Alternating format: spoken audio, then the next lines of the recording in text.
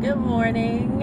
It's Latoya with mssurvivalguide.com. The video that I want to do this morning is about depression. Multiple sclerosis and depression go hand in hand. Not sure why, but it does.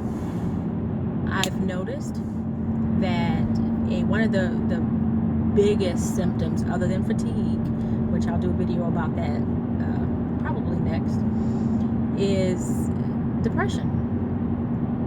In all the multiple sclerosis groups that I'm in, as well as what I've noticed about myself when I was dealing with my first attack, was being depressed, thoughts of suicide, and thoughts of, oh my God, my life is over. Just being depressed for no reason, just waking up in that mood of not wanting to get out of bed, not wanting to deal with the day. Maybe it's because of, it's very difficult to watch your body stop working in front of your eyes.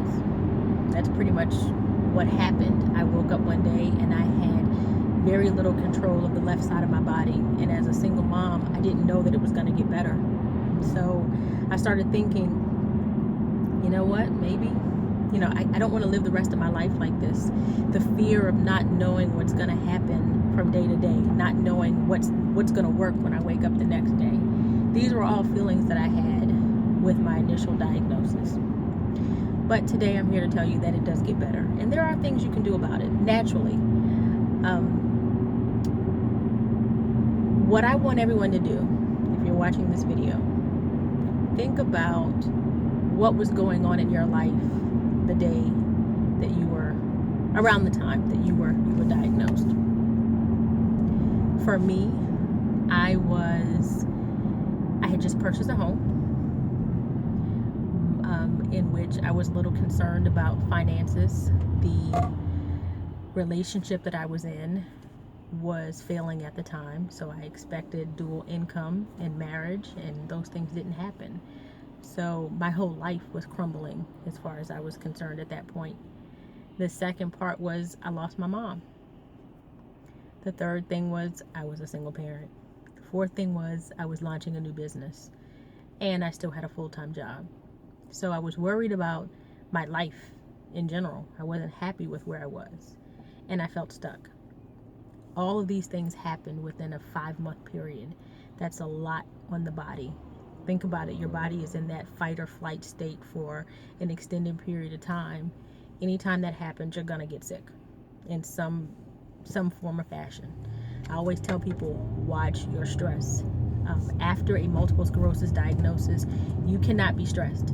You immediately have to determine what are those things that's going on in your life that you can change, and change them immediately.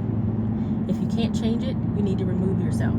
And I do understand that sometimes people feel like they're not in a position to make any changes, but trust me, you are. If you sit back and you say, what are these things? Write them down, and write down every action. You've got to be honest with yourself about what it is that you want out of life. I believe that multiple sclerosis is your body screaming, hey, listen to me. I'm trying to tell you something. You're not going in the right direction. You need to stop. Take a moment. If it's your relationship, you need to change what you can or leave. It's that simple. If it's your job situation, if it's stressed, you've got to change it. Change jobs, change positions, put yourself in a different situation. That's what this is about. But some of the things to do from a natural standpoint is to change your diet. Diet is everything. I ate a lot of, if I'm not feeling well, I eat a lot of bright colored foods. Your bright berries, your greens, your tomatoes. I enjoyed, my salads with, red onions. Use red onions instead of regular onions. Bright foods really, really, really do help. The other thing, the pink Himalayan sea salt that we talked about in the other videos, that help. It's putting a lot of minerals back in your body. Chlorophyll, one of the things I talked about in the last video. I add chlorophyll to my water. It detoxes the body. The other part of the pink Himalayan sea salt is take baths in it. Give yourself a bath and relax. There are essential oils that you can use. Lavender is great. Also, eucalyptus is a great, I just smell it. If I'm at work and I'm having a stressful day, I smell it. If I don't want to put it on my body because I don't want anyone to smell it, just put it on your body. The lavender, put it on your temple, put it on the back of your neck. Those are your, shocking your chakra systems. The other thing is CBD oil. If you are going through a lot and you're not in a state where I'm not a proponent of marijuana usage, but I know a lot of people find value in it. For me, CBD oil. I went to the smoke shop, got some CBD oil.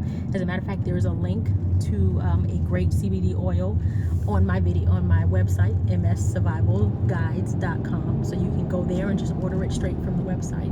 But before I ordered that one, I started at just going to a local smoke shop and learning about what it does.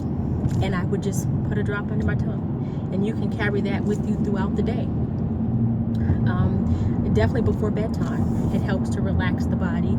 Also helps with muscle spasms. That'll be another video.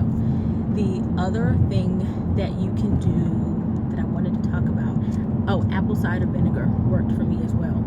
Right before bed, I would take a couple sips of organic apple cider vinegar, and that helped to lower my blood pressure. It does lower your blood pressure, and it helps you to get a more restful sleep, because sleep is so important too with depression. The last part, teas. There's a chamomile tea. There's a great peppermint chamomile tea that's on my website that you can go to and click on that and see all the different ones. Teas are great.